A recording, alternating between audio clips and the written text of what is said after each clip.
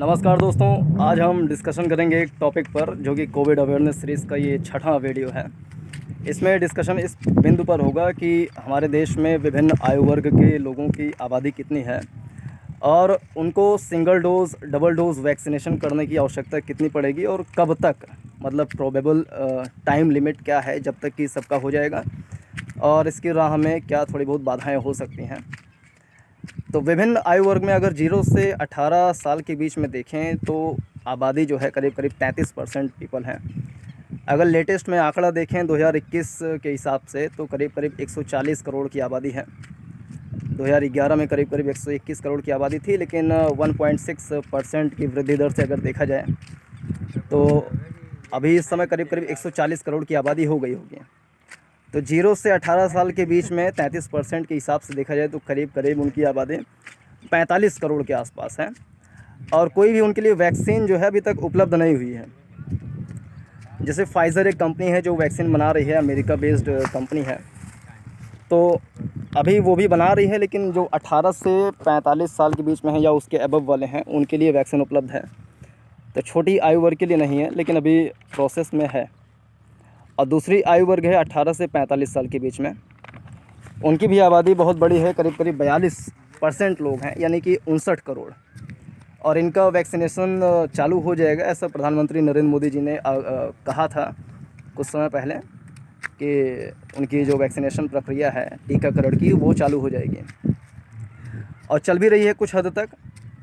लेकिन अगर पूरा वैक्सीनेशन किया जाएगा तो 59 करोड़ के हिसाब से अगर डबल डोज अगर लगाया जाए तो करीब करीब 118 करोड़ वैक्सीन की आवश्यकता पड़ेगी।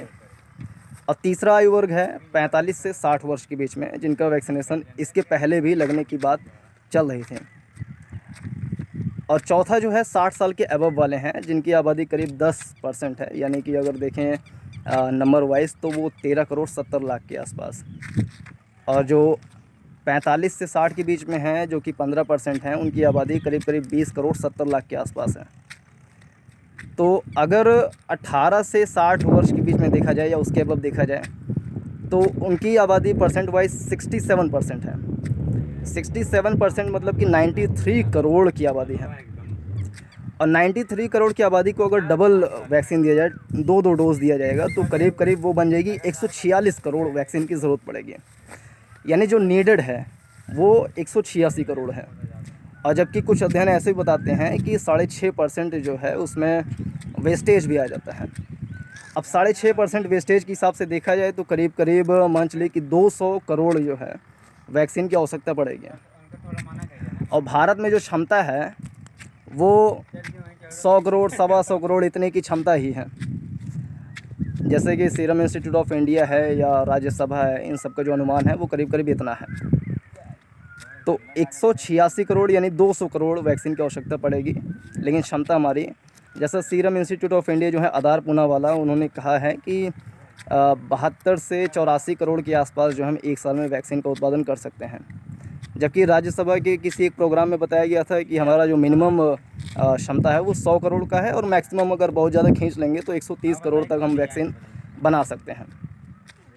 तो ये तो वर्तमान स्थिति है।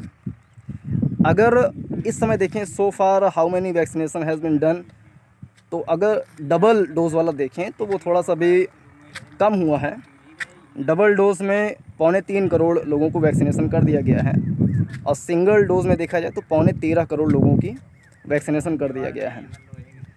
अब थोड़ा सा अगर ये अनुमान करें कि कब तक ये सारी वैक्सीनेशन वाली प्रक्रिया पूरी हो जाएगी, तो उसमें जो SBI है, स्टेट बैंक ऑफ इंडिया, उसके कुछ इकोनॉमिस्ट लोग बैठे थे, एक ग्रुप स्टडी किए थे, उसमें बताए थे, अनुमान लगाए थे कि करीब करीब अक्टूबर तक जो है 15% लोगों का जो है वैक्सीनेशन कर दिया जाएगा और 63% लोगों को जो है सिंगल डोज जो है वैक्सीनेशन कर दिया जाएगा।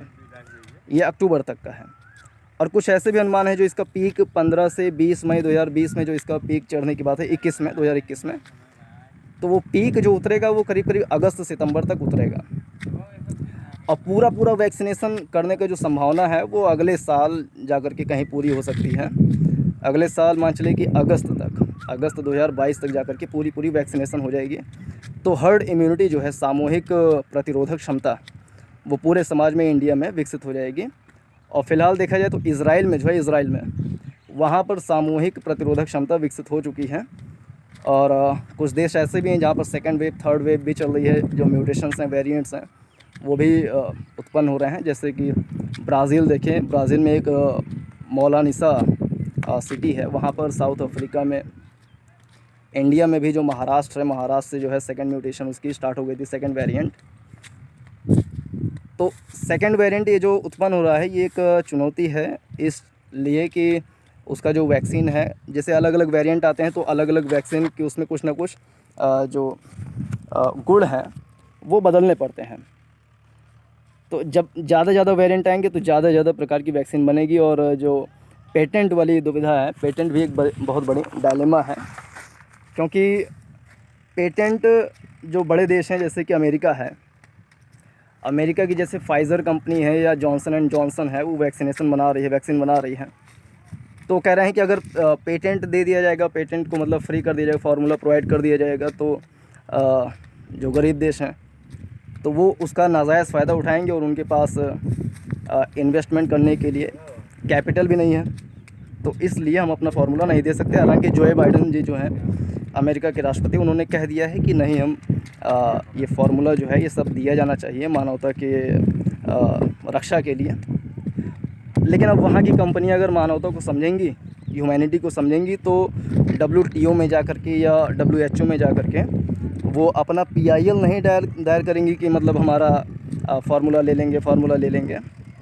तो ये बहुत ज़्यादा उनके ऊपर भी निर्भर करेगा कि वो पेटेंट की जो बाधा है उसको थोड़ा सा सहयोग दें और बहुत सारे वैक्सीन बने, पूरे दुनिया में जाए, जो अफ्रीकन कंट्रीज़ हैं वहाँ पर जाएं और सारा वैक्सीनेशन पूरा हो जाए। तो इसमें इतना ही।